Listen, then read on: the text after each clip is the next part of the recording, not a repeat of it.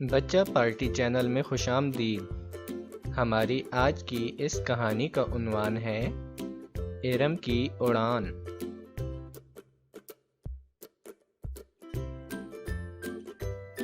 बसंत के दिन थे। छोटे बड़े सब पतंगे उड़ा रहे थे। इरम का भाई भी पतंगे लेकर आ गया और इरम से बोला, कितनी अच्छी हवा चल रही है, चलो पतंग उड़ाएं। इरम का भाई पतंग उड़ाने लगा और इरम से बोला कि तुम भी पतंग उड़ाओ।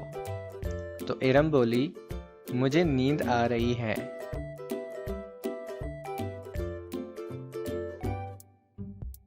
ठंडी ठंडी हवा में इरम को और भी ज्यादा नींद आने लगी। तो इरम ने भाई से कहा, मैं पलंग पर बैठ रही हूँ।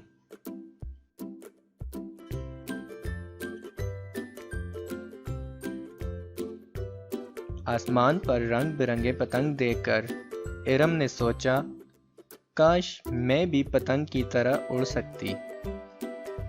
अब इरम भी पतंग की तरह आसमान पर उड़ना चाहती थी। एक छोटा बच्चा पतंग उड़ा रहा था। तो इरम ने उससे कहा, मुझे अपनी पतंग दोगे? तो उसने इरम को अपनी पतंग दे दी। फिर उसने दूसरे बच्चे से भी उसकी पतंग ले ली।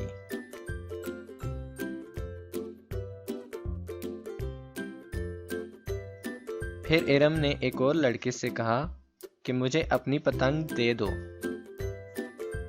आखिरकार इरम ने बहुत सी पतंगें जमा कर ली। इरम पतंगों से कहने लगी, पतंगों, मुझे आसमान पर ले चलो।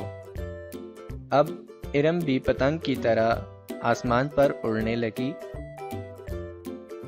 वो आसमान की तरफ जा रही थी और बहुत खुशी से बोली, आहा, कितना मजा आ रहा है, मैं उड़ रही हूँ, वो रहा मेरा घर। इरम को बादशाही मस्जिद और मीनारे पाकिस्तान नजर आया। इरम बोली, अरे ये तो बादशाही मस्जिद और मीनारे पाकिस्तान है। फिर इरम को खेत नजर आए। तो इरम बोली, वाह, क्या खूबसूरत खेत हैं। हवा हल्की हुई तो इरम नीचे आने लगी। इरम बोली, अरे ये क्या, मैं नीचे जा रही हूँ। कुछ ही लम्हों में वो किसी चीज पर धम से गिरी और बोली, हाय बचाओ। इरम ने खुद को संभालते हुए देखा कि वो भैंस पर आ गिरी है। इरम ने भैंस को देखा और भैंस ने इरम को। इतने में इरम का भाई इरम से बोला, इरम, चोट तो नहीं लगी? तुमने सोते हुए करवट ली और नीचे जा गिरी। वो बहुत हैरानगी से भाई को देख रही थी और दिल ही दिल में मुस्कुरा भी रही थी कि ये तो एक ख्वाब था।